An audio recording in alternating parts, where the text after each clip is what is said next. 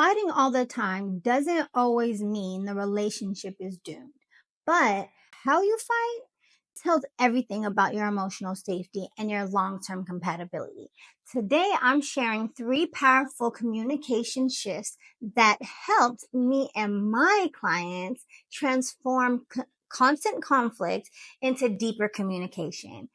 If you've been walking on eggshells or arguing more than connecting, this episode is for you.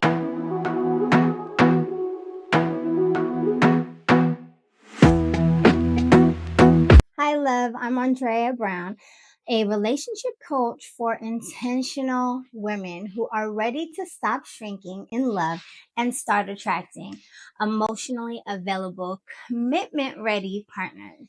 Every week, I share the mindset shifts, communication tools, and magnetic energy cues that help you become deeply met in love without chasing or settling. Let's start with a classic mistake we've all made, saying you're always or you never in the heat of the moment. Statements like that put the other person on the defense. They stop listening and start protecting. Instead, use this formula. Example: I feel dismissed when I share something important and the subject changes. It makes me feel like my feelings don't matter. This isn't about sugarcoating. It's about speaking from self-awareness, not blame.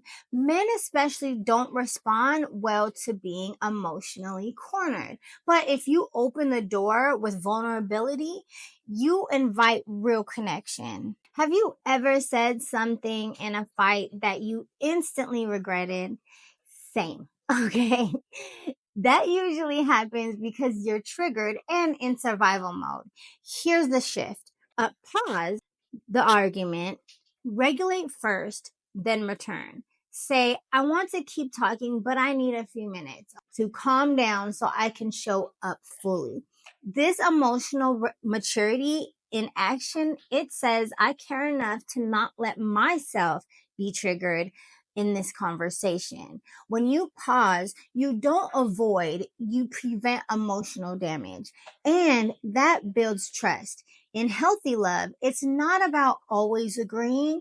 It's about creating a safe space for both to express themselves without fear of escalation. Most couples never actually resolve conflict. They just move on, right? And when you do that, resentment lingers. What if instead you made repair a ritual? That means after a fight, you both take ownership for how it unfolded, not just what happened. Try this. What did we learn from this? And how can we handle it better next time? It's not about pointing fingers. It's about being on the same team.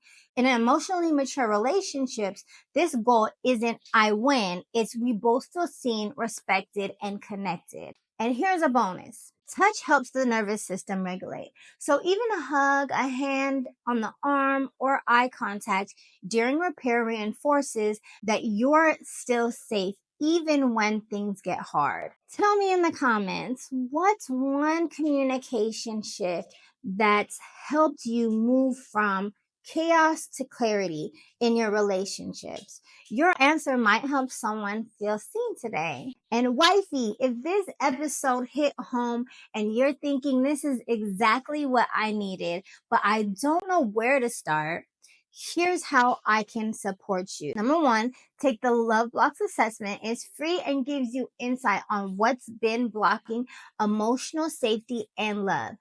2, download the Transform Your Love Life guide. It's full of journaling prompts that pair with my series here on YouTube.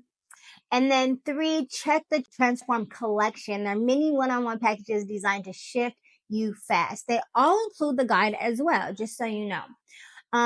Also, ready for full transformation? My 90-day marriage magnetism coaching program is open for application, and the Marriage Material Academy waitlist is now live. If you're looking for a sisterhood and self-paced support, everything's linked below and in the comments. If you're working on communication and emotional connection, you'll love this episode too. Situationship to serious relationship in 3 steps. It'll help you set boundaries that invite leadership, not confusion. It's going to be right here on the screen and below in the description as well.